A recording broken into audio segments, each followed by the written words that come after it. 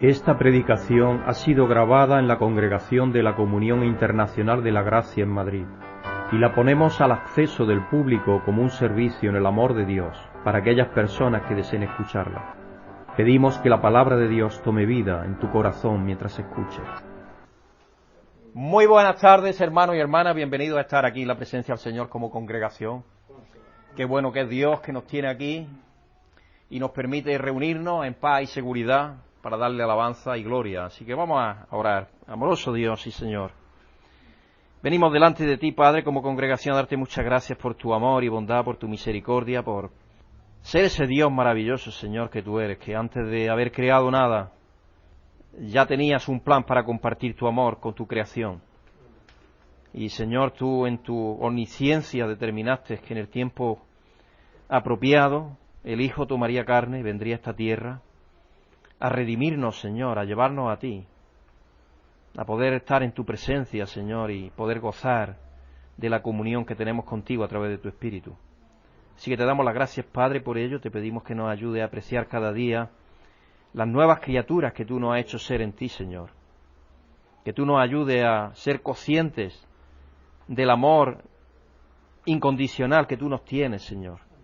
Te pedimos por todos los tuyos alrededor de la tierra, Señor, especialmente por aquellos que están en lugares donde hay persecución, donde hay conflictos, donde están en zonas de guerra, Señor, y no pueden ni siquiera alabarte y honrarte, Señor. Recientemente hemos escuchado que en Argelia están cerrando lugares de culto cristiano, Señor. Sabemos que eso está aconteciendo en el mundo alrededor de la tierra, así que te pedimos, Padre, que tú fortalezca a los tuyos, fortalezca a tu pueblo con la fe a través de tu Espíritu y nos dé la capacidad, Señor, de dar testimonio a los demás en toda situación y circunstancia, incluso si es necesario, estando dispuestos a morir por ello. Así que te pedimos, Padre, por todo tu pueblo alrededor del mundo, especialmente por aquellos que sufren en enfermedad, en necesidad, en dolor, en desconsuelo en sus vidas, que tú los alientes, y te pedimos, cómo no, por todos los que has creado, porque sabemos que tú te preocupas de cada uno de ellos. Tu Hijo Jesucristo, cuando levantó los ojos y vio a todas las personas que todavía no tenían una relación personal contigo, las consideró como ovejas sin pastor. El Señor, tú nos has llamado a ser una extensión de Él aquí en esta tierra durante el tiempo de nuestra vida. Así que te pedimos que nos ayudes a cuidar y manifestar tu amor a aquellos que todavía no conocen de ti. Pidiéndote que por tu Espíritu estés con nosotros en esta tarde y nos ayudes a salir renovados de aquí y conociendo más de ti y de tu voluntad para nuestras vidas. Te pedimos por los hermanos que están aquí en España, en diferentes lugares, igualmente que los servimos a los que servimos en Portugal y en otras partes del mundo, Señor, que tú estés con cada uno de ellos. Te damos las gracias por el liderazgo de esta parte de tu cuerpo, por Joe Takach y su esposa Tammy. Igualmente que te damos también muchísimas gracias, Señor, por Greg William y su esposa Susan, que se han preparado, Señor, para servirte una vez que a final de este año el doctor Takach pase la responsabilidad a ellos. Así que te damos las gracias por ellos, te pedimos que tú estés de una forma especial en sus vidas, con sabiduría y con capacidad de tomar decisiones conforme a tu santa voluntad siempre, dándote gracias y pidiéndotelo en el nombre santo y bendito de tu Hijo Jesucristo. Amén. Vamos a leer en el Salmo 72, que es donde nos corresponde hoy. Salmo 72, 1 al 3, vamos a leer del 18 al 19. Oh Dios, otorga tu justicia al rey, tu rectitud al príncipe heredero. Así juzgará con rectitud a tu pueblo y hará justicia a sus pobres. Brindarán los montes bienestar al pueblo y fruto de justicia a las colinas. El rey hará justicia a los pobres del pueblo y salvará a los necesitados. Él aplastará a los opresores. Versículo 18, bendito sea el Dios y Señor, el Dios de Israel, el único que hace obras portentosas. Bendito sea por siempre su glorioso nombre, que toda la tierra se llene de su gloria. Amén y amén.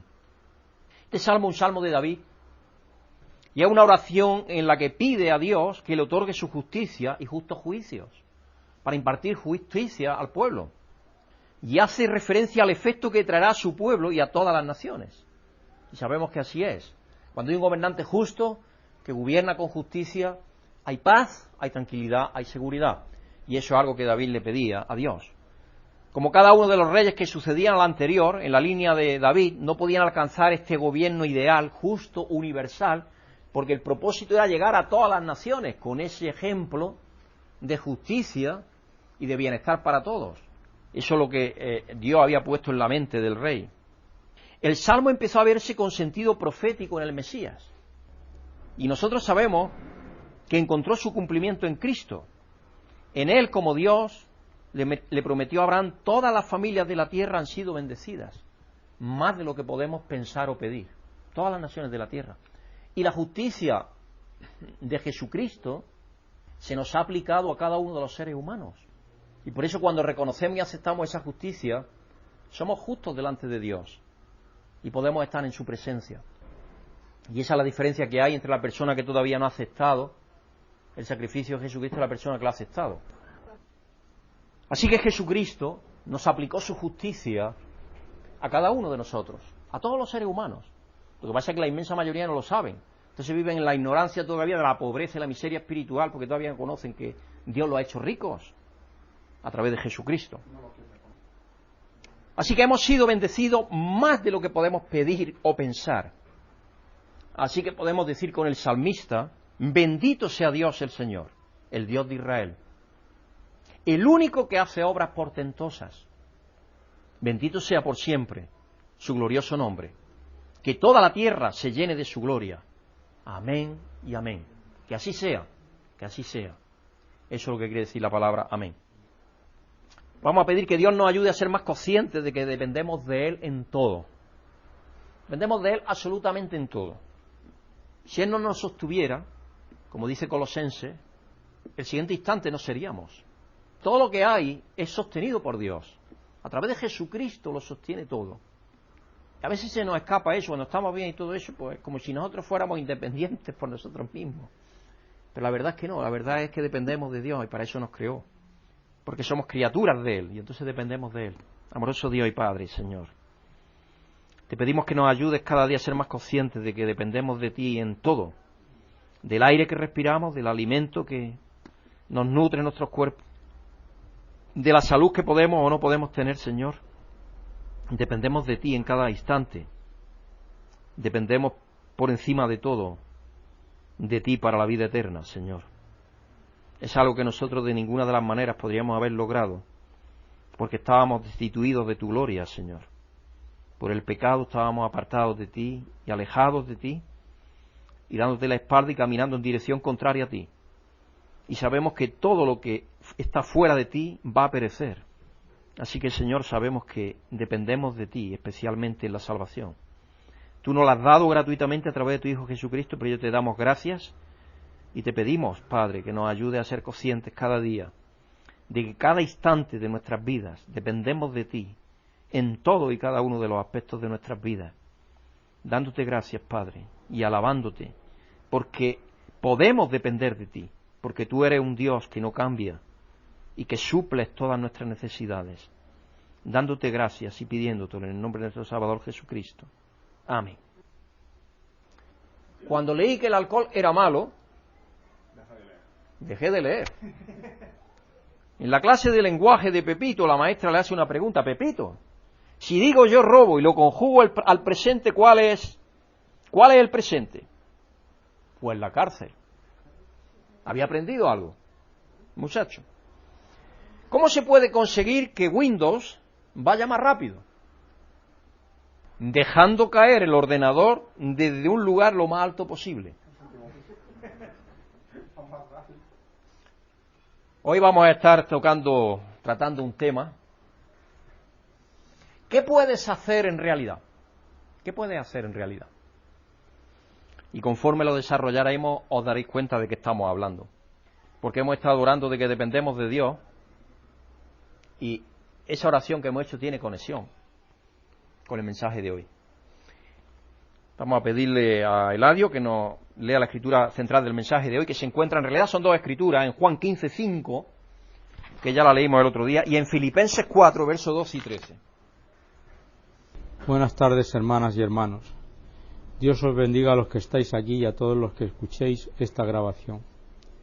La escritura central del mensaje de hoy se encuentra en el Evangelio de Juan, capítulo 15, versículo 5, y dice lo siguiente: Yo soy la vid, vosotros los pámpanos.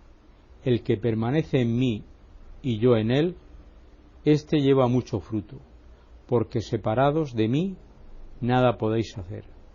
En la segunda parte se encuentra en Filipenses 4, versículos 12 y 13, y dice lo siguiente: Sé lo que es vivir en la pobreza y lo que es vivir en la abundancia. He aprendido a vivir en todas y cada una de las circunstancias, tanto a quedar saciado como a pasar hambre, a tener de sobra como a sufrir escasez. Todo lo puedo en Cristo que me fortalece. Muchas gracias, Eladio. Estas dos escrituras nos hablan del desafío que todos antes o después tenemos que enfrentar. ¿Nos creemos que somos autosuficientes y por lo tanto no dependientes de Dios? ¿O por el contrario, aceptaremos que somos dependientes y además que solo permaneciendo en Jesucristo, dependiendo de Él, es que todo lo podemos? Porque no está en pensar solo que dependemos, es que tenemos que estar dependiendo, tenemos que estar chupando de la savia rica de la vid, como vimos hace 2 o 3 semanas. De otra manera, separados de la vid, la propia escritura de Jesucristo lo dice, los pámpanos los cortan y se secan y los queman. Y ese es el final. Cuando uno pasa por un desafío, como el que estoy pasando yo, una enfermedad como el cáncer, es cuando mejor te das cuenta de que uno necesita contentamiento. Uno necesita aceptación de la voluntad soberana de Dios. Y que la fortaleza únicamente se encuentra en Cristo, que nos ha dado ya lo más valioso que existe y que nada ni nadie nos puede arrebatar: la vida eterna. Y eso te da una confianza, una seguridad, una paz. Yo lo digo, hermanos, yo no pensaba que Dios me iba a dar la paz y la tranquilidad mental que Dios me da. Es increíble. Uno no se lo puede creer, humanamente no te lo puedes creer. Pero todos estamos en esas circunstancias. Y eso es lo que a veces se nos olvida. ¿Quién nos dice que en el siguiente minuto vamos a estar respirando? Eso se nos olvida. Y Dios lo que quiere es que estemos conscientes de que dependemos de Él en toda circunstancia, en toda situación.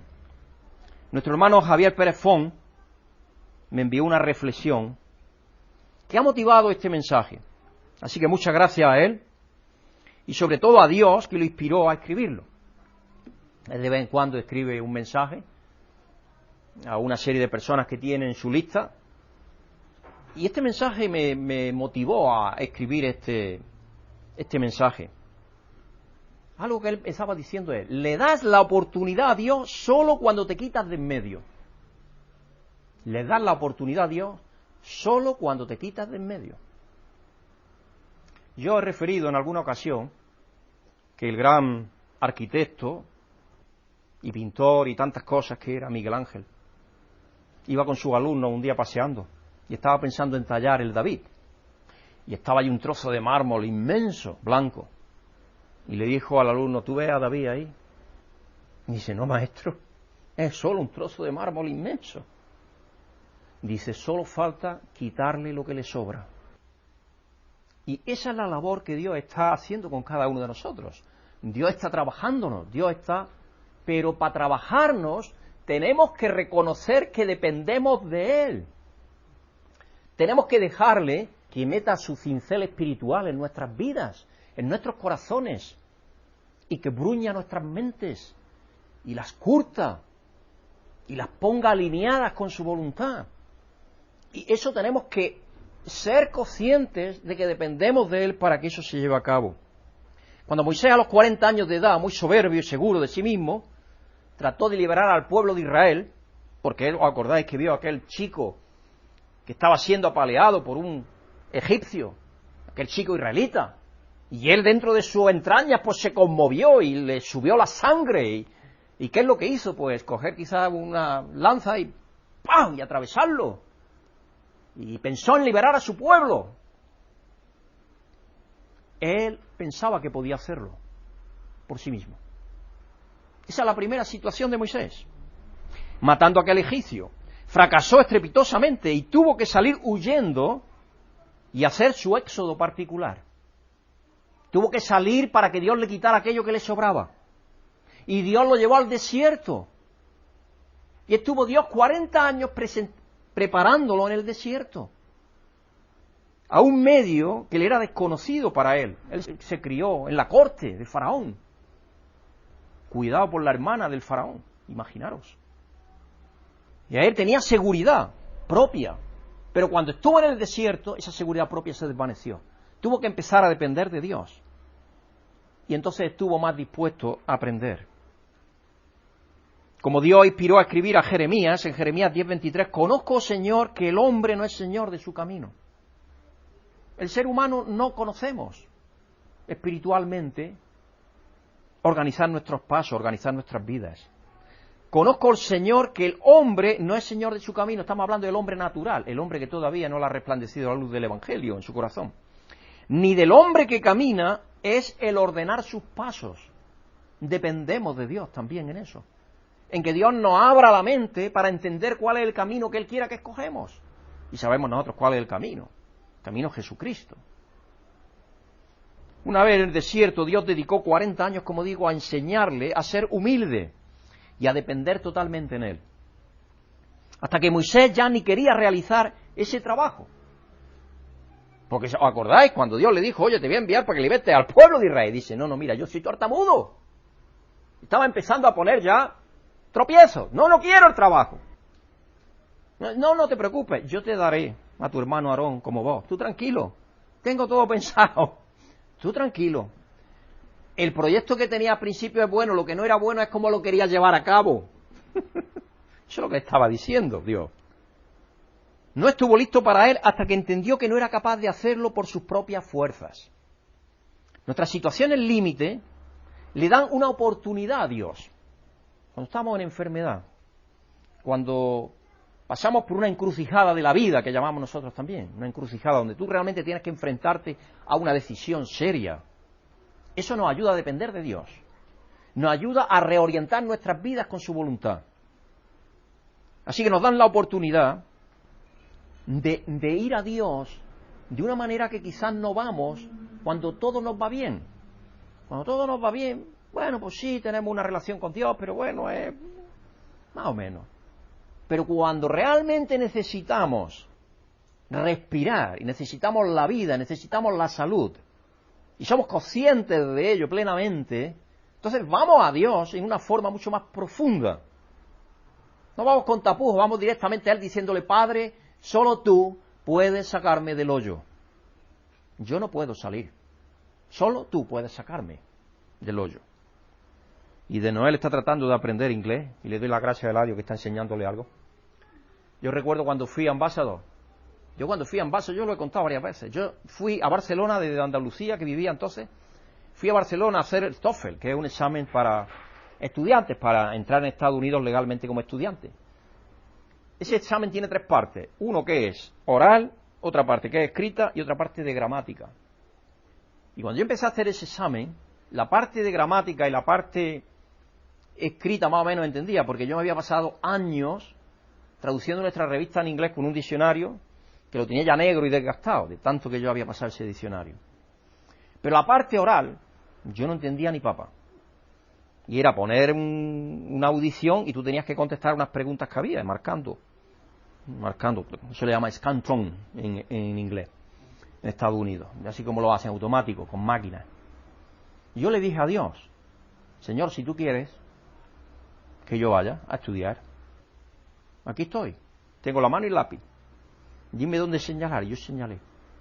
Saqué unos resultados impresionantes. Saqué un 8. Pero aquí viene el problema. Cuando llegué a Estados Unidos, pues claro, fuimos 3 meses antes para hacer un curso intensivo de inglés para estudiantes. Y el que lo daba era un levita, Joseph Levy. Este hombre era el que daba el curso. Él había venido aquí a España, a retiro y todo eso, y habla español muy bien, habla muy bien español. Inglés también habla. Entonces, él empieza a hablarme a mí en inglés, cuando yo voy allí. Y yo puse una cara de espanto, de que no entendía absolutamente ni una palabra. Y me dice serio mirándome, Pedro, ¿tú qué haces aquí? ¿Cómo has llegado? Yo le digo, pregúntale a Dios. Digo, si tienes quejas, a él se las dice, a mí no. Yo fui, tomé el examen y todo, pero a él les dice. Pero yo recuerdo que cada día, una de mis oraciones era de rodillas allí en unos cuartitos que había de oración, en la universidad. Padre, si me has traído aquí, ayúdame. Ayúdame con esto. Porque fácil no es. Hay que ponerle empeño. Hay que ponerle sacrificio. Hay que dedicarle horas. Pero es un desafío que nos ayuda a estar más cerca de Dios. Y es de lo que estamos hablando. Igual hizo Dios con Moisés. Cuando llegó a prepararlo, tuvo que manejar su vida por diferentes lugares hasta que realmente lo tenía preparado. Y Dios así es como actúa. Cuando hemos agotado nuestras posibilidades, es que le abrimos las puertas para que Él empiece a intervenir. Por eso lo que decía Javier, le das la oportunidad a Dios solo cuando te quitas de en medio, cuando reconoces que por ti no puedes. Ahí le das la oportunidad a Dios. A veces Dios tiene que quebrantarnos y ese proceso no resulta nada agradable, casi te dan ganas de morirte, pero así luego estás dispuesto a vivir por Jesús. Solo después de la muerte del ego puede renacer la vida. En Juan 12, versos 24 y 25. Ciertamente, dice Jesucristo, os aseguro que si el grano de trigo no cae en tierra y muere, se queda solo. ¿Somos conscientes de que tenemos que morir? Yo creo que sí, todos somos conscientes de eso. Nosotros entregamos nuestras vidas a Jesucristo el día de nuestro bautismo, el día que le entregamos nuestra vida a Dios, dejamos nuestra vida atrás. Ciertamente os aseguro que si el grano de trigo no cae en tierra y muere, queda solo. Pero si muere, produce mucho fruto. Cuando nos damos por muertos, cuando sabemos que por nosotros no podemos nada, entonces Dios levanta cosecha. El que se apega a su vida, la pierde. En cambio, el que aborrece su vida en este mundo, la conserva para vida eterna. El apóstol Pablo es un ejemplo de pasar de creer que lo podía todo por sí mismo y que haciéndolo creía que estaba sirviendo a Dios, a darse cuenta de que en realidad no podemos hacer nada por nosotros mismos. Vosotros sabéis que yo ya hace poco que lo comenté también eso, iba a Damasco con un grupo de gente, de fariseos, aguerridos, fuertes, con poder, con cartas de poder, de autoridad del Sanedrín, del gobierno, cartas de autoridad, para coger a los cristianos que se encontraran en el camino, en las sinagogas, si había algunos, y llevarlos a Jerusalén presos o matarlos, porque podían apedrearlos también, como lo hicieron con Esteban, por ejemplo. Y él fue el que dio las órdenes. Y él creía que estaba haciendo un servicio a Dios, igual que Moisés. Él creía que estaba haciendo un servicio a Dios, pero no lo estaba haciendo conforme a la sabiduría de Dios. No lo estaba haciendo. Y luego él menciona en las epístolas también eso. Mi pueblo tiene celo de Dios, pero no conforme a su voluntad. No conforme a la voluntad de Dios. Tenían celo, claro que sí. Él, mira, si era celoso. En cuanto encontraba a uno que era cristiano, a matarlo. Blasfemo. Claro, claro. Pero llegó el momento en que, yendo por camino para Damasco, Dios lo derriba del caballo. Y hasta el día de hoy se ha quedado eso como un dicho. ¿Cuándo te ha derribado Dios del caballo? ¿Te ha derribado Dios del caballo todavía? Es cuando sigues R que R con tu obcecación de algo, y cuando ya te derriba del caballo, es eso, es derribarte del caballo. En Hechos 9, versículo 1 al 16. Saulo, respirando aún amenazas de muerte contra los discípulos del Señor, nada de vamos a llevarlo a hacerle un juicio y tal y cual. No, este hombre era venal, era un hombre, él lo reconoce, que era rudo, era fuerte. Y él le gustaba cumplir con aquello que los líderes que él tenía como maestros le pedían que hiciera. Por supuesto, él siempre pretendiendo cumplir la ley. Quiero cartas, darme cartas para que yo tenga la autoridad para hacer esto. Y se las dieron y se las extendieron.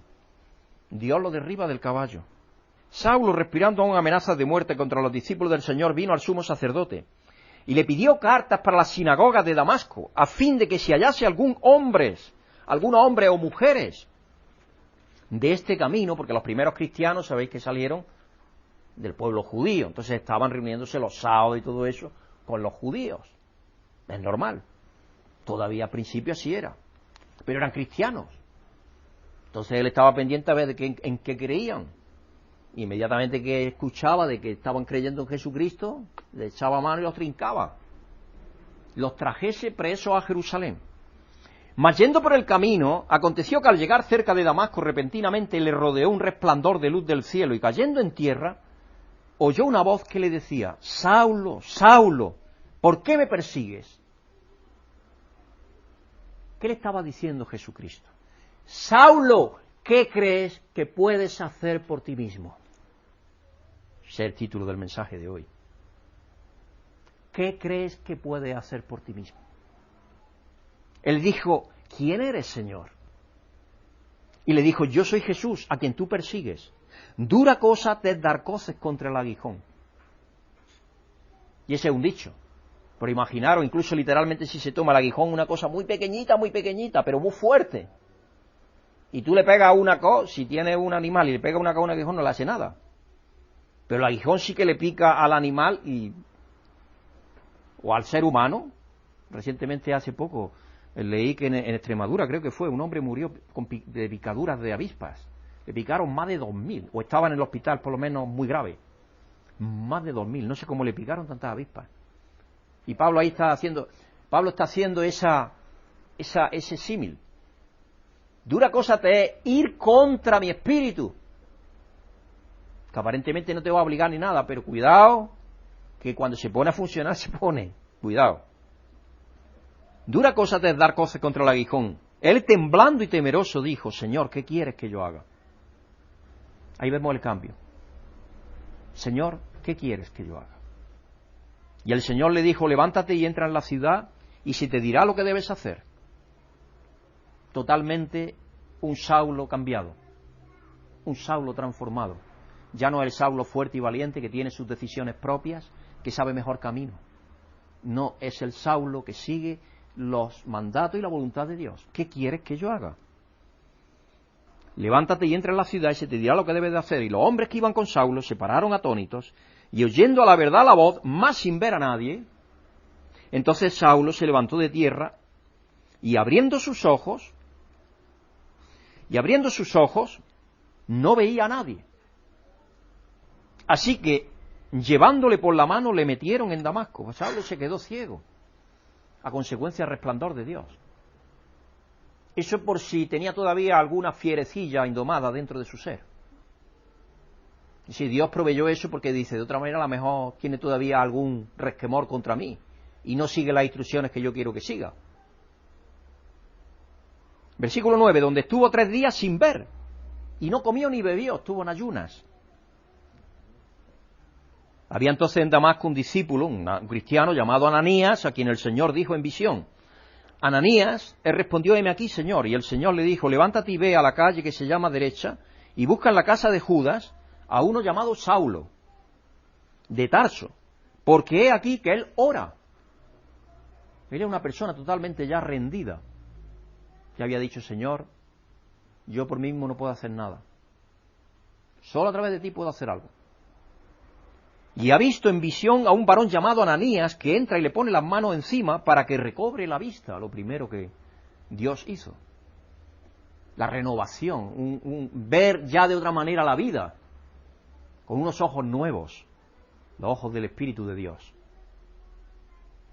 Entonces Ananías respondió: Señor, he oído de mucho acerca de este hombre. ¿Cuántos males ha hecho a tus santos en Jerusalén? ¿Cómo quieres que vaya yo a encontrarme con esta fiera? ¿Que ha estado matando a la gente? ¿Está llevando a los cristianos a Jerusalén? ¿No lo sabes, Señor?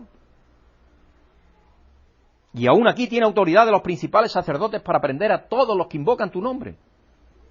El Señor le dijo: ve instrumento escogido me es este para llevar mi nombre en presencia de los gentiles y de los reyes y de los hijos de Israel.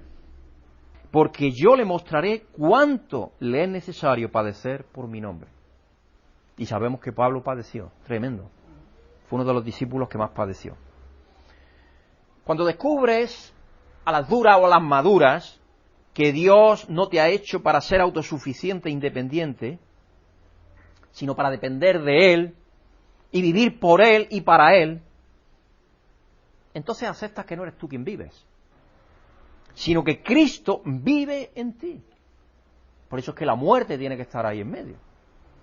La muerte. Y el apóstol Pablo escribió, como sabéis, en Gálatas 2, 20, 21, he sido crucificado con Cristo. Y luego él explica que eso se llevó a cabo el día en que Cristo fue crucificado. Él nos abrazó a todos y nos crucificó a todos con Él. Y nos llevó a la tumba a todos con Él. Y resucitó con nosotros en sus brazos a todos los seres humanos. Y nos ascendió al cielo, dice en Efesios, con Él. Eso es lo que dice la palabra de Dios. Y espero que no la creamos, porque esa es la palabra de Dios santa y bendita. Y tiene cosas maravillosas, muchísimo más de lo que podamos pensar o creer. Esa es la realidad que a través de Jesucristo tenemos.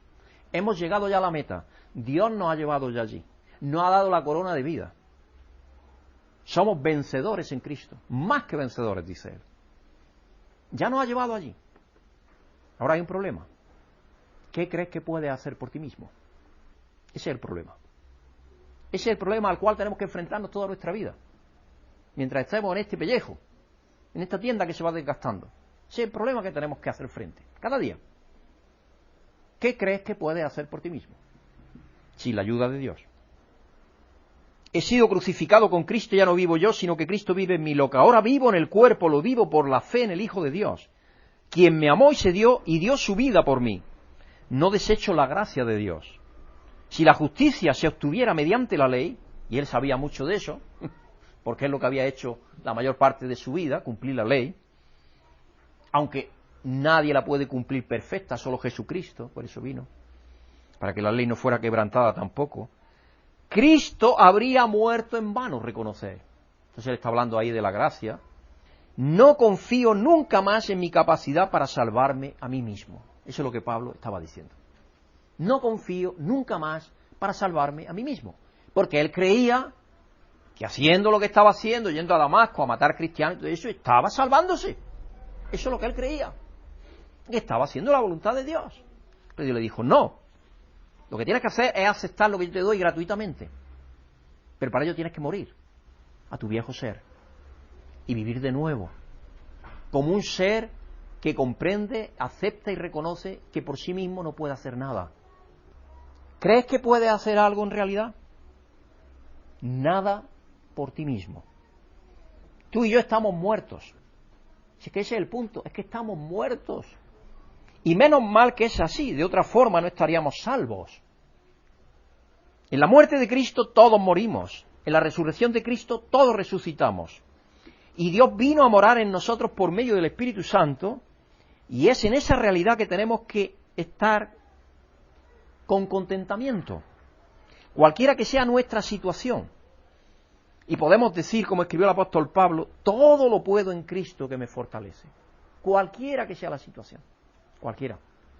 A mí no se me olvidará una persona que íbamos, yo lo comentaba esto alguna vez, estando de asistentes ministeriales, de misioneros en Chile, Brígida y yo, íbamos a visitar a una persona, no recuerdo si era en Concepción o Temuco, eso ya no lo recuerdo, pero una persona que tenía todo su cuerpo ya deforme, los huesos ya estaban totalmente, y esta persona tenía dolores continuos.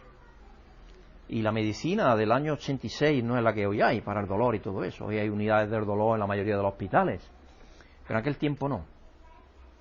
Y los hijos le habían puesto a la mujer una barra ahí encima de la cama, porque estaba en la cama la mayor parte del tiempo, para que pudiera hacer un poco de ejercicio y levantar y descansar un poco la espalda y todo eso para que no tuviera tampoco tantas heridas. Y esa mujer, cada vez que nosotros la visitábamos, nosotros íbamos pensando que le íbamos a inspirar y motivar. Y era ella la que nos motivaba a nosotros. Porque ella tenía claro eso. Todo lo puedo en Cristo, que me fortalece. Todo. Y estaba en una situación física lamentable. pero la alegría, el contagio, la esperanza, la fe, la fortaleza, la inspiración que transmitía esa mujer, eso era algo increíble. Ya era bastante anciana. El apóstol Pablo dice en Filipenses 4, 12 al 13, sé lo que es vivir en pobreza y lo que es vivir en la abundancia, porque Pablo pasó por todas las situaciones. He aprendido a vivir en todas y cada una de las circunstancias, tanto a quedar saciado como a pasar hambre. Pues muchas veces cuando iba a predicar el evangelio a ciertas áreas, mundo gentil, nadie le ayudaba, todo lo contrario allí. Entonces tenían que mandarle, los hermanos de otras partes le mandaban, especialmente de Filipos, le mandaban, porque los corintios estaban muy dispuestos, pero luego no siempre estaban dispuestos a hacer lo que tenían de disposición, tenían un ánimo muy bueno, pero luego no lo hacían. Y él ahí en el capítulo 8 y 9 de 2 Corintios, si queréis leerlo, podéis leerlo y vais a ver qué es lo que pasaba ahí. Porque primero eran muy espontáneos, queremos ayudar para hacer esto y lo otro y lo demás. Y entonces él tuvo que, porque había necesidad en Jerusalén y en Palestina, tenía que llevar a los hermanos en Palestina algo para comer, para que comieran esas personas, porque había una sequía tremenda de 3 o 4 años, y había hambre, verdadera hambre. Entonces los hermanos tenían que cuidarse el uno al otro. Y ellos habían sido los primeros, es decir, nosotros inmediatamente vamos en ese proyecto, ahí estamos. Pero luego después, cuando él llegó, le mandó una carta anticipadamente porque no habían hecho nada. Y dice, esa disposición de ánimo que tuvisteis tan previa, hacerla realidad, para que cuando yo vaya, no tenga yo que meter mano.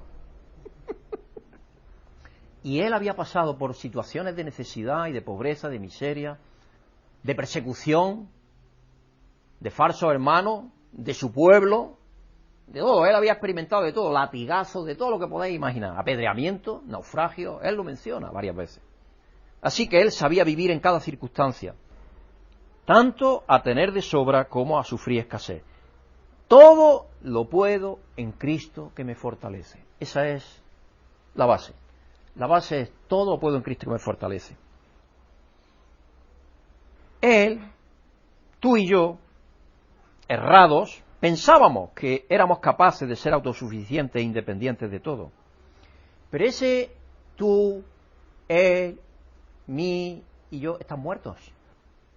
El día que le entregamos nuestra vida a Jesucristo, ese día murió ese yo. Ese yo se quedó atrás.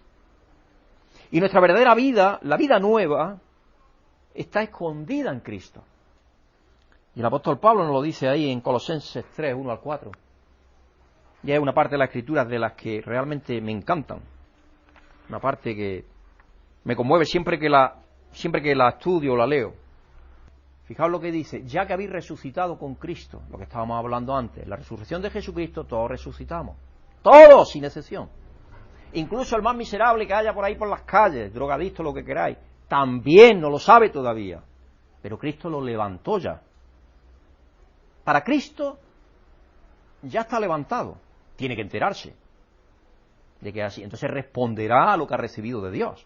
Mientras tanto, pues está viviendo en la ignorancia y en el pecado, como estábamos todos nosotros, como dice el apóstol Pablo en Efesios 2. Así andábamos nosotros también, en nuestra ignorancia todavía. Ya que habéis resucitado con Cristo, buscad las cosas de arriba donde está Cristo sentado a la derecha de Dios. Concentrad vuestra atención en las cosas de arriba, no en las de la tierra. Ahí vemos el hombre nuevo, la persona nueva. Moisés al principio pensaba que él podía, Pablo pensaba que él podía por sí mismo hacer las cosas a su forma, a su manera. Pero luego después de que muere y nace de nuevo, nace de Dios, entonces ya empieza a ver las cosas de otra manera. Y entonces Dios nos dice concentrar vuestra atención en las cosas de arriba, no en las de la tierra. Pues vosotros habéis muerto y vuestra vida está escondida con Cristo en Dios. Nuestra vida está escondida con Cristo en Dios. Cuando Cristo, que es vuestra vida, se manifieste, entonces también vosotros seréis manifestados con Él en gloria. Es maravilloso saber que Dios nos ha llevado ya, que nuestra vida está segura en sus manos, que tenemos que cada día contestar a la pregunta esa: ¿puedes hacer algo por ti? No. Tenemos que contestar: todo lo puedo en Cristo que me fortalece. Por mí mismo no puedo nada. De modo que si te sientes incapaz o incompetente, ánimo. Y bienvenido a la realidad de la vida cristiana, que no trata de que tú puedes hacer o de lo que tú puedes hacer, sino de lo que le permite a Cristo hacer por medio de ti. Es precisamente en esas circunstancias cuando Dios tiene ocasión de intervenir y obrar como le parece mejor, porque Él tiene un plan para nuestras vidas, para cada una de nuestras vidas tiene un plan. A fin de cuentas, solo Él puede lograrlo. Así que dale la oportunidad. Tú despreocúpate y déjalo obrar entregándole tu voluntad. Cada mañana, dile, Señor, quiero que se haga tu voluntad, no la mía, en mi vida. Guíame para que eso sea una verdad. Deseo terminar con una historia que me enviaba recientemente nuestro hermano Matías Kuch, que creo que apostilla lo que hemos visto de nuestra incapacidad por nosotros mismos y nuestra absoluta dependencia en Dios. Qué difícil es el ser humano. Nacer no pide, vivir no sabe y morir no quiere. Sopesa los 3 últimos deseos de Alejandro el Grande. Dice que encontrándose al borde de la muerte, convocó a sus generales y les comunicó sus 3 últimos deseos. El primero, que su ataúd fuese llevado en hombros y transportado por los mejores médicos de la época. El segundo deseo, que los tesoros que había conquistado, plata, oro, piedras preciosas, todo lo que había conquistado, tremendo, fueran esparcidos por el camino hasta su tumba. Conforme el féretro iba caminando, iban esparciendo sus sirvientes todas las riquezas de él. Y el tercer deseo, que sus manos quedaran balanceándose en el aire, fuera del ataúd, y a la vista de todos. Supongo yo que pero si le inyectaron ahí lo que sea, pues seguramente que los médicos de esa época ya sabían inyectar algo. Un tipo de embalsamamiento para que no se cuajara la sangre y los músculos y los tendones y todo eso, porque si no se quedaba rígido, como sabéis que se quedan los cuerpos, y frío. No hay cosa más fría que un cuerpo muerto. Uno se sorprende al tocarlo. Uno de sus generales, asombrado por tan insólitos deseos, le preguntó a Alejandro cuáles eran sus razones para hacerlo así. Y él le contestó: primero, quiero que los más eminentes médicos carguen mi ataúd para así mostrar que ellos no tienen ante la muerte el poder de curar. La muerte nos va a llegar a todos. La muerte física de este cuerpo. Ya hemos pasado por la más importante, pero nos queda para recibir la herencia, la plenitud de la herencia, pasar por esa, cuando quiera que llegue. Y la verdad que él está diciendo es ciertísima. Ninguno de nosotros tenemos ningún poder sobre la vida. Ninguno. Quiero que el suelo sea cubierto por mis tesoros para que todos puedan ver que los bienes materiales aquí conquistados, aquí permanecen y no tiene poder alguno para darte la vida. Puedes ser más rico del mundo, pero ¿de qué te vale? Cuando llega la hora definitiva, no te vale de nada. De nada. No vale para nada. Quiero que mis manos se balanceen al viento para que las personas puedan ver que venimos con las manos vacías y con las manos vacías partimos. Cuando se nos termina el más valioso tesoro, que es el tiempo. El tiempo es el más valioso tesoro que tenemos. Al morir, nada material te llevas. El tiempo es el tesoro más valioso que tenemos porque es limitado. Estamos hablando de los tesoros físicos. La vida que Dios nos da, el tiempo que Dios nos da de vivir. Eso es lo más valioso a nivel físico que tenemos. Podemos producir más dinero, pero no más tiempo. Cuando le dedicamos tiempo a una persona, le estamos entregando lo más valioso y que nunca podremos recuperar.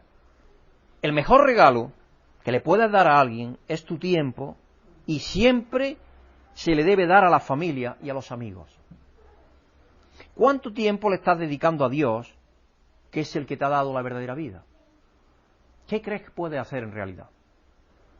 Reconocer que no fuiste creado para ser independiente y autosuficiente, sino para depender absolutamente de Dios y vivir la nueva vida, para que ya no seas tú el que vive, sino Cristo viviendo en ti.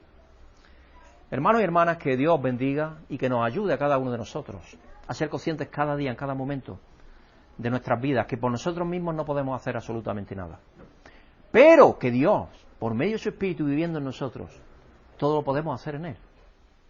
Y es en esa nueva vida en lo que tenemos que estar dedicándonos cada día, cada minuto, cada segundo de ella. Que Dios bendiga y os ayude a compartir las buenas noticias con aquellas personas que tenéis a vuestro alrededor. Le vamos a pedir a Susana que venga aquí al frente a despedirnos en oración hoy. Posso falar em brasileiro.